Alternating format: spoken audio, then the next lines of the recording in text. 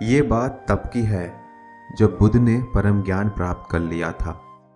उसके बाद एक दिन गौतम बुद्ध और उनके 4 शिष्य एक दिन एक पहाड़ से गुजर रहे थे।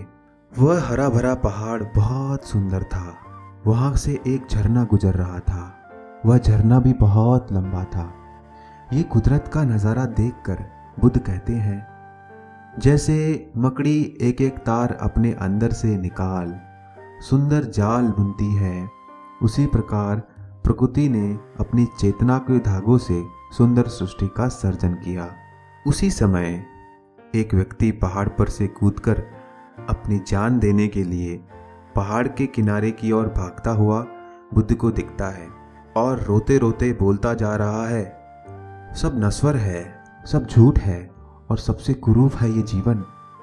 तभी बुद्ध उस व्यक्ति को रोकने के लिए उसका हाथ पकड़ लेते हैं और वह व्यक्ति रोते रोते कहता है, छोड़ो मुझे, छोड़ो, आप होते कौन हो मुझे रोकने वाले? मेरे जीवन पर मेरा अधिकार है, मैं जो चाहे करूँगा। बुद्ध एकदम शांति से कहते हैं, तुम्हारा नहीं, जिसने तुम्हें जन्म दिया उस माता का अधिकार है। जिसने तुम्हारा लालन पालन किया उस पिता का अधिकार है। इतनी लंबी श्रृंखला है जिनके होने से आज तुम हो। तुम पर केवल तुम्हारा नहीं, उन सब का अधिकार है। तभी बुद्ध आगे कहते हैं, शांत हो जाओ, अपनी सांसों पे ध्यान दो, तुम्हारे भीतर ही शांति है, उस शांति को खोजो, सब सही हो जाएगा। वह व्यक्ति वहीं एक पत्थर पर बैठ जाता है और सांस पर ध्यान देता है। तब बुद्ध थोड़ी देर बाद बोलते हैं, क्षणिक आवेग था मन का, अब शांत हुआ? व्यक्ति रोते हुए कहता है, क्षणिक नहीं, जीवन में सब कुछ पाया, सुख, धन, ऐश्वर्य और काम वासनाओं की दृष्टि, परंतु वो सब क्षणिक था। जब भी अपने अंदर देखा तो बहुत ही गहन अंधकार पाया, बहुत ही गहरी पीड़ा पाई और बहुत ही सूनापन पाया। जीवन जीने का कोई अर्थ ही नहीं रहा।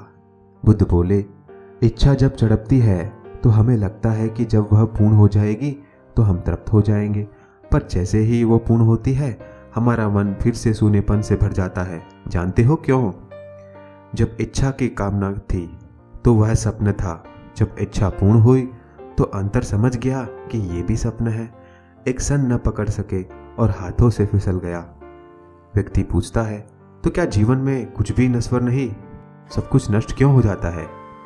बुद्ध बोलते हैं, बाहर के सुखों को भोगने की कामनाओं से अतृप्त रहो। बाहर दौड़ने से कुछ नहीं मिलेगा। जीवन से घबरा, उनसे नकारने से कुछ नहीं होगा। अपने जीवन की यात्रा अंदर की दिशा में मोड़नी होगी। तभी वह व्यक्ति बुद्ध को देखकर कहता है, आप कौन हो? आपको कैसे पता? आपसे सुंदर व्यक्ति मैंने आज तक नहीं देखा। आपके मुख पर इतना तेज क्यों है? बुद्ध कहते हैं, इतनी देर मैं तुम्हारे सामने ही खड़ा था, परंतु तुम मुझे देख न सके।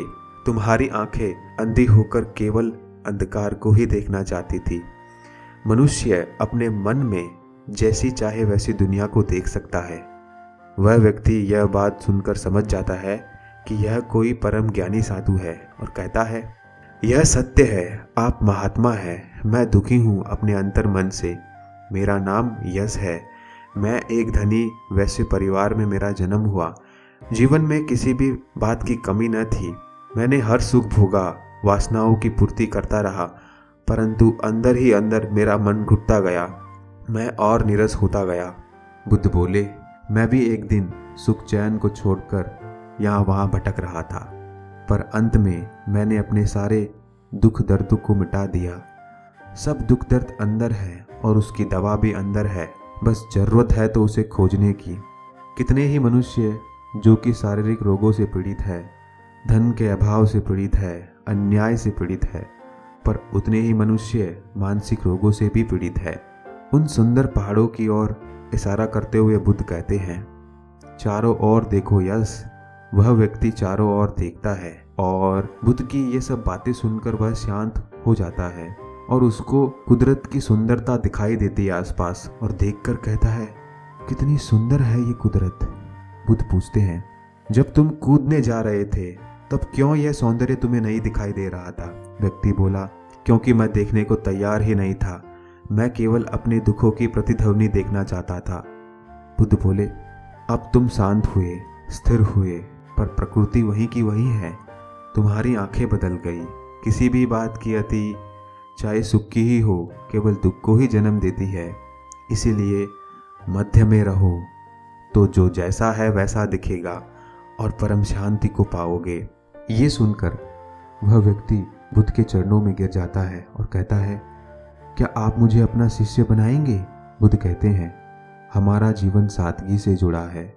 हम जमीन पे सोते हैं और जो भिक्षा में मिले वो हमारा भोजन होता है। तपस्या का जीवन है हमारा। तुम एक अमीर व्यापारी के बेटे हो, क्या ये सब कर पाओगे? व्यक्ति बोला, अब मैं ज्ञान पाने के लिए कुछ भी करने के लिए तैयार हूँ। बुद्ध बोले, हर कोई जो इस धरती पर जन्मता है उसे परम ज्ञान पाने का अधिकार है। फिर वो चाहे किसी भी वर्ण का ही क्यों ना हो, कोई भेदभाव नहीं होगा। बस पहला पग उसे ही उठाना है। उन 4 शिष्यों में से एक शिष्य कहता है, यह अद्भुत क्रांति है साक्य मुनि। सदियों से मनुष्य ने मनुष्य को धर्म, जाति, लिंग के आधार पर उत्पीड़ित किया। अब सब समान होंगे, सबको अधिकार है ये परम सत्य पाने का जिसे हमने प्राप्त किया। वह व्यक्ति बोलता है, मैं तैयार हूँ। बुद्ध बोले, क्या तुम अपना शीश कटवा सकते हो?